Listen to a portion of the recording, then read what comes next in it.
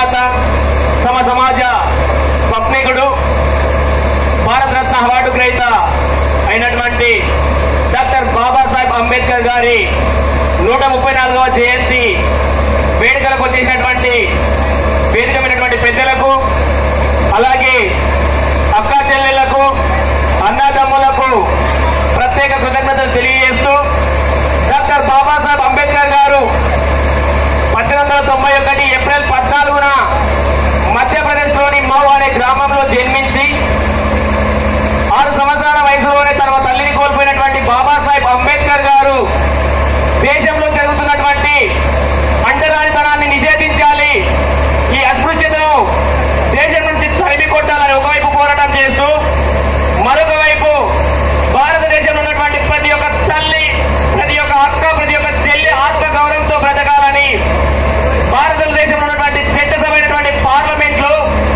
Hindu code bill ప్రవేశపెడితే ఆ bill నచ్చినటువంటి కొంతమంది సాంప్రదాయవాదులు దాన్ని వ్యతిరేకించి ఆ బిల్లు అమలు కాకుండా పార్లమెంటులోనే సాక్షాత్ పార్లమెంట్లోనే అల్లర్లు సృష్టించడాన్ని జీర్ణించుకోలేనటువంటి డాక్టర్ బాబాసాహెబ్ అంబేద్కర్ గారు అక్కడికక్కడే నాకు నా మహిళలకు, నా దేశంలో ఉన్నటువంటి మహిళలకు న్యాయం చేయనప్పుడు నా న్యాయశాఖ మంత్రి ఉంటే ఎంత ఊడితే ఎంత అని అక్కడికక్కడే 1951 సెప్టెంబర్ 27 నాడు రాజీనామా చేసినటువంటి గొప్ప నాయకుడు అంబేద్కర్ గారు. ఇలాంటి గొప్ప నాయకుడు ఉన్నటువంటి ఈ దేశంలో ప్రపంచ దేశాలు అంబేద్కర్ గారిని ఐక్యరాజ్య సమితి సైతం మెచ్చుకొని తమ జన్మదినాన్ని ప్రపంచ విజ్ఞాన దినోత్సవంగా జరుపుకుంటే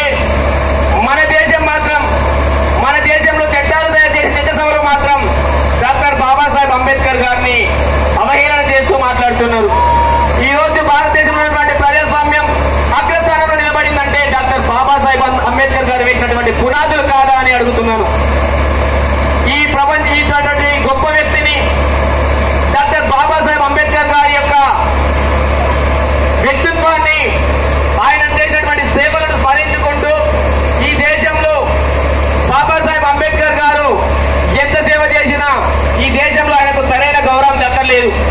ఎందుకంటే మొన్నటికి మొన్న బీజేపీ నాయకులు ఆయన పైన సాక్షాత్ పార్లమెంట్ లోనే అవహేళన చేసినట్టు మాట్లాడుతున్నారు. ఈ వేదిక నుండి పార్లమెంట్ లో ఉన్నటువంటి వ్యక్తిని అడుగుతున్నాను, నువ్వు అక్కడ కూర్చున్నావంటే డాక్టర్ బాబాసాహెబ్ అంబేద్కర్ గారు పెట్టిన భిక్ష కాదా అని అడుగుతున్నాను. నీ త్యాగం పెట్టినటువంటి మోదీ గారు ప్రధానమంత్రి అయినట్టే ఆయన పెట్టినటువంటి భిక్ష కాదా? అంతేకాకుండా మిత్రులారా, మీరు ఏ ఖురాన్ వల్లనో, ఏ బైబిల్ వల్లనో, ఏ భగవద్గీత వల్లనో ఈరోజు మంత్రులు కాలేదు, ప్రధానమంత్రులు కాలేదు.